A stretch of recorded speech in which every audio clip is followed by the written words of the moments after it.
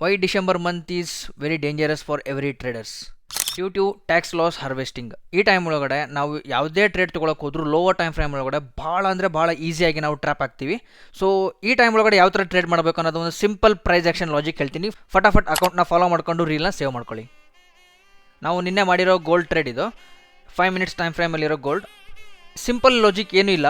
ನೀವೇನಾದರೂ 5 ಮಿನಿಟ್ಸಲ್ಲಿ ಅನಾಲಿಸಿಸ್ ಮಾಡ್ತಿದ್ರೆ ಅದನ್ನು 15 ಮಿನಿಟ್ಸಲ್ಲಿ ಮಾಡಿರಿ. ಇನ್ನು 15 ಮಿನಿಟ್ಸಲ್ಲಿ ಮಾಡ್ತಿದ್ರೆ ಅದನ್ನು 30 ಮಿನಿಟ್ಸಲ್ಲಿ ಮಾಡಿರಿ. ಇನ್ನು 30 ಮಿನಿಟ್ಸಲ್ಲಿ ಮಾಡ್ತಿದ್ರೆ 1 ಅವರ್ ಟೈಮ್ ಫ್ರೇಮ್ ಒಳಗಡೆ ನೀವು ಅನಾಲಿಸಿಸ್ ಮಾಡಬೇಕು. ನಂದು ಎಕ್ಸಾಂಪಲ್ ಹೇಳ್ತೀನಿ. ನಾನು ಯೂಶ್ವಲಿ 15 ಮಿನಿಟ್ಸಲ್ಲಿ ಮಾಡೋದು. ಜಸ್ಟ್ ನಾನು ಅಲ್ಲಿ go with 30 minutes time frame.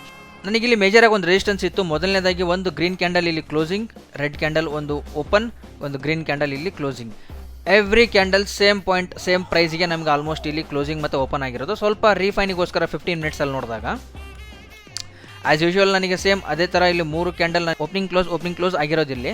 So ನಾನು ಈ ಲೆವೆಲ್ನ ಮೇಜರ್ ಲೆವೆಲ್ ಆಗಿ ಮಾರ್ಕ್ ಮಾಡಿಕೊಂಡೆ.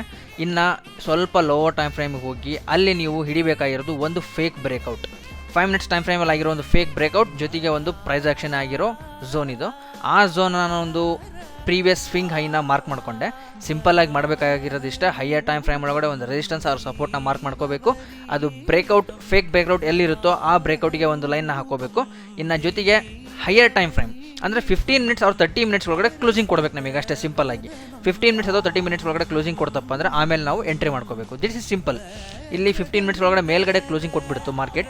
ಬಟ್ ನಾನು ಇಲ್ಲಿ ಎಂಟ್ರಿ ಮಾಡಿದ್ದಿದ್ರೆ, ಫಾರ್ ಎಕ್ಸಾಂಪಲ್ ಆಗಿ ಇಲ್ಲಿ ಎಂಟ್ರಿ ಮಾಡಿದ್ದಿದ್ರೆ ರಿಸ್ಕ್ ರಿವಾರ್ಡ್ ಮ್ಯಾಚ್ ಆಗ್ತಿರ್ಲಿಲ್ಲ.